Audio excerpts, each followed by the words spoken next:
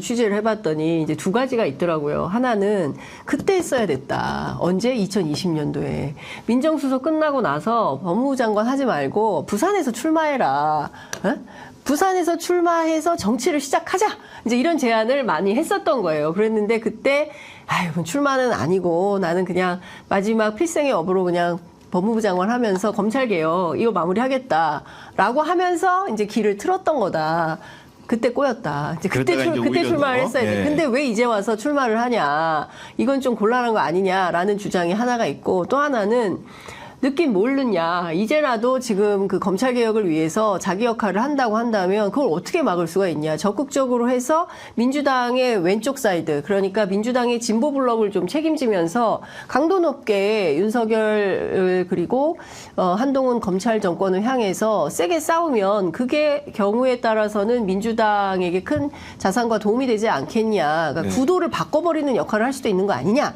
얘기를 저도 합니다. 그 장 기자님 의견에 좀 동의를 하고요. 네. 기본적으로 민주당이 겉으로는 중도층 표심 이탈이나 이런 문제를 우려하지만 네. 실제적으로 조국 신당을 통해서 얻는 반사 이익도 좀 있을 거라고 생각을 합니다. 네. 왜냐하면 지금 이재명 대표가 그 유무죄 판결이 안 나온 상황에서 사법 리스크에 시달리고 있어요. 그렇기 맞아요. 때문에 이 문제에 대해서 검찰에 대해서 물론 큰 기자회견이라든가 공식 석상에서는 언급을 하지만 사적인 자리라든가 뭔가 기자들과 마주쳐서 질의응답할 때는 이 문제에 대한 답변을 최대한 아끼고 있단 말이에요. 네. 그런 상황에서 민주당을 대신해서 싸워줄 싸움 딱이 필요하고 그건 기본적으로 유죄 판결을 통해서 뭔가 다 얻어맞은 사람이 할 수 있는 거거든요. 아까 얘기했던 불쏘시개론이고 그게 싸우는 정당입니다. 예. 그러니까 아까 장 기자님 말씀한 대로 민주당 안에 민주당 바깥에서 그 왼쪽 블락을 맡아서 그 싸움 딱 역할을 해준다면 네. 그리고 매일 주구장창 김건희 여사 얘기하고 네. 그리고 한동훈 위원장 얘기하고 네. 윤석열 대통령 얘기하면 되는 예. 겁니다. 예. 그런 부분들을 사실은 뭔가 이제 중도층 표심을 끌어들이는 민주당 입장에서는 매일 그 얘기만 하기가 불편하거든요. 예. 그러나 조국 진당 같은 경우에는 컨셉을 정하고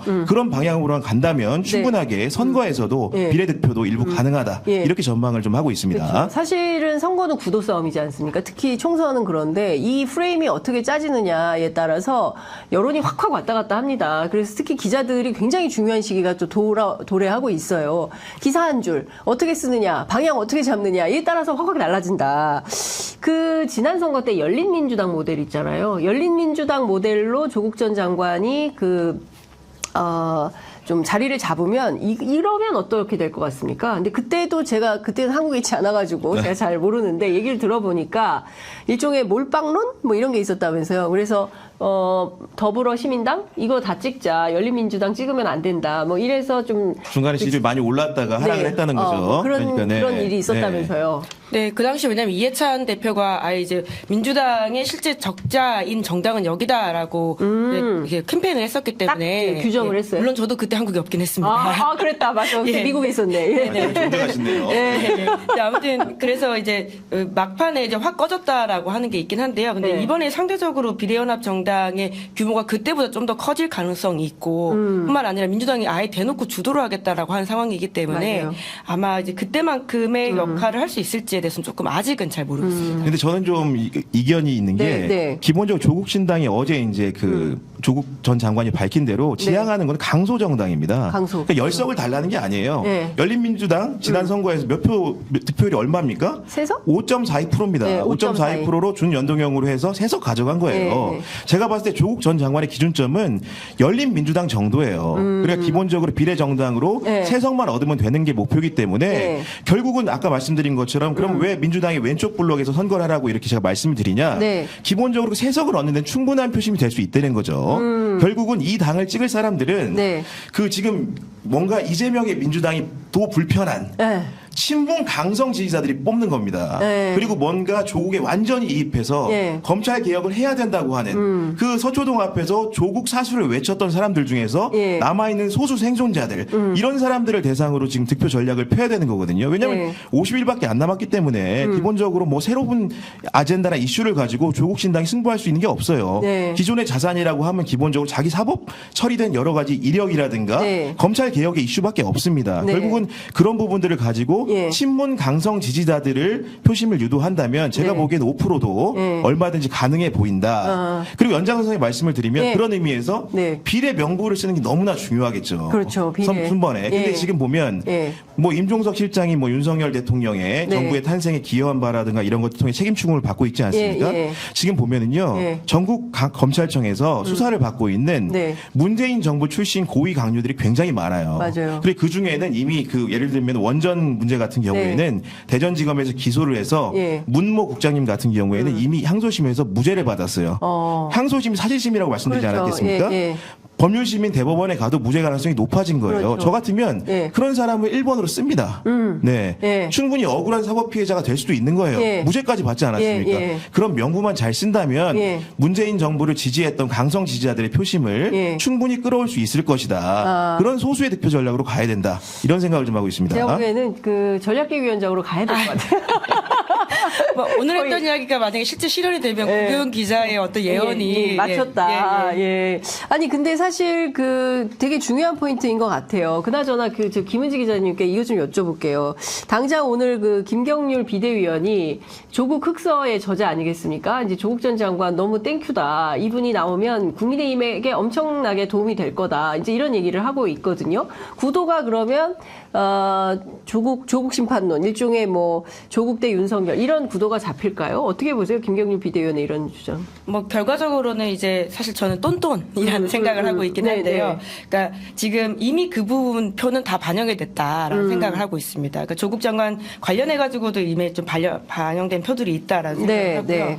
뭐 그리고 이제 심지어 이제 김경률 비대위원 같은 경우에는 이제 김건희 여사 명품 가방 수수 관련해서도 이제 이것도 이미 다 반영된 이슈니까 넘어가자 이런 취지의 이야기를 예. 하고 있잖아요. 예. 뭐 이거는 이제 좀 더 봐야 될 것 같긴 예. 한데 지금 이제 구교훈 기자 말대로 이제 그 강성 지지층들의 따로 표심이 있다라고 하지만 사실 그런 정당이 만들어지지 않는다고 하더라도 그분들은 아마 민주당 계열 정당을 찍을 가능성이 크시거든요. 네. 게다가 이번에는 특히 비례연합 정당이 만들어지기 때문에 네. 이제 그렇기 때문에 이미 이제 집토끼로서 역할이기 때문에 이제 이미 좀 표집된 것들이고 네, 예. 결과적으로는 이번 선거가 특히나 최근 들어선 더욱더 국민의힘과 민주당이 이제 오차 범위 안에서 초접전을 네, 벌이고 네, 있잖아요. 네, 예. 특히나 민주당이 추세적으로 좋지 않다 이런 지적이 나오고 있기 때문에 네. 적어도 이 부분에 있어서는 특히나 수도권은 몇백 표 차이로 이제 접전일 가능성이 큰 곳에서는 좀 어렵지 않을까라는 걱정은 있습니다. 그렇군요.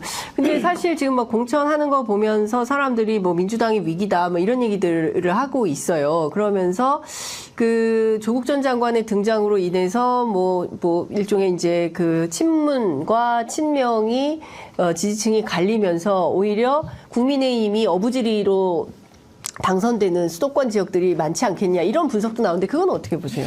기본적으로 조국 신당은 아까 컨셉을 밝혔지만 네. 지역구에서 1대1 구도를 네. 존중한다고 했고 맞아요. 그 과정이나 절차에서 민주당이 우리를 무시하든 말든 간에 네. 민주당을 최우선으로 고려한다는 목적의식이 분명해 보여요. 그러니까 예.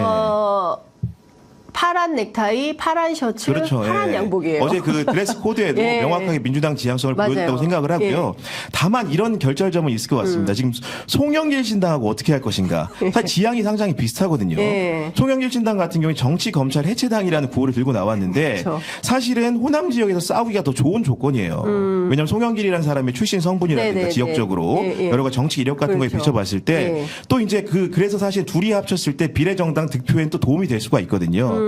결국은 조국 그 전 장관의 가장 큰 시험대는 네. 곧 있을 송영길 신당과의 그런 여러 가지 합종 연행의 문제. 결국은 민주당이 지향하는 비례연합 정당에서는 네. 조국 신당만 어제 박홍근 단장이 얘기를 했지만 네. 송영길 신당도 같이 하기는 어려울 것으로 보입니다. 네. 그렇기 때문에 그 바깥에 있는 두 정당이 어떻게 할 것인가 지지자들의 움직임이 있을 수가 있고 네. 거기에 대해서 조국 전 장관의 선택이 사실은 네. 1차 시험대가 될 것이다. 그런 의미에서 이렇게 좀 생각을 좀 하고 있습니다. 그러니까 송영길 대표하고 손을 잡을지 말지 그렇죠. 조국 송영길이 손을 잡고 신당을 하면 여론은 어떻게 될까요? 조국 조국 송영길. 제가 새롭게 나온 속보를 좀 보고 있어가지고 죄송합니다. 예, 예. 국민의힘 단수공천에 나왔네요. 아, 예. 단수공천에 예, 나왔어요? 예. 죄송합니다. 예. 예. 그러니까 지금 조국 송영길 두 사람이 합쳐서 신당을 했을 경우에 시너지가 날까요? 아니면 대중들한테 오히려 비판을 받는 상황이 될까요? 네, 아까도 말씀드렸지만 이미 다 반영된 것들이다. 예, 예. 그렇기 때문에 지금도 이제 거기 찍으실 분들은 거기 찍으실 것으로 고정된 표가 있기 때문에 예. 이게 싫어서 더 확장력이 있는 것은 그렇지 아니다. 않을 것이다라는 생각이 예. 들긴 합니다. 확장력은 없을 것이다. 그러나 이제 민주당을 존중하는 본인들의 기본적인 스탠스가 있고, 그러니까 지역구에서는 민주당 다 해라. 우리는 비례해서 의석을 소수를 하겠다. 그래서 강소 전략, 강소 정당 컨셉으로 한다. 그리고 민주당의 왼편에 서겠다. 그리고 가장 강력한 목소리를 내겠다. 누구를 향해서? 윤석열, 한동훈, 심판론을 향해서 이런 정도로 정리를 좀 네. 해볼 수가 있을 것 같네요. 지금 뭐 그 속보의 내용 좀 설명해 주세요. 아, 예, 국민의힘에서 단수공천지를 발표를 했는데요. 네. 가장 관심을 끌었던 지역이 지금 송파라든지 이런 지역이지 않습니까? 네, 네. 박정훈 전 TV조선 앵커가 단수공천을 단수공천 받았고요. 됐어요? 예, 그리고는 태용호 의원도 이제 구로에서 단수공천 받았다라는 소식을 말씀을 드리고요. 네. 뿐만 아니라 이제 이용호 의원이 서대문 갑에서 단수공천 받았습니다. 권영세 의원도 용산에서 단수공천을 받았고요. 네. 조은희 의원 같은 경우에도 서초구에서 단수공천을 받아서 사실상 뭐 당선 확정 정도라고 봐야 되지 않을까라는 생각이 당선 들고요. 확정. 근데 만약에 지금 박정훈 앵커가 TV 어쨌든 뭐 네. 채널에 있다 TV로 네. 옮긴 걸로 알고 있는데 네. 만약에 신동우 앵커까지 되면은 뭐 사실 특정 방송사에서 그러니까. 두 명이나 이렇게 공천을 예. 받는 상황이 예. 될 건데 요거를 또 이제 다른 경쟁사들이 예. 또 어떻게 받아들일지 예, 좀 그런 봐야 부분이 될 있을 것 같기도 같습니다. 하고요. 예. 근데 뭐 말 나온 김에 이것 좀 여쭤보겠습니다. 이제 오늘까지 앵커 하다가 오늘까지 기자 하다가 내일부터 입당해가지고 그 당의 대변인을 하거나 출마하거나 이거 어떻게 봐야 됩니까? 직업윤리. 너무 당연한 질문이셔가지고요. 너무 기가 막힌 상황이 계속 나오고 있어서 예, 그렇습니다. 그 회사에서 이미 관련된 기자들이 논평을 쓰고 문제 제기를 한 것으로 알고 있습니다. 그러니까요. 예. 뭐 저도 조국 신당의 전략기획위원장 가지 않겠습니다. 네, 그걸로 가름하도록 하겠습니다. 네, 훌륭하십니다.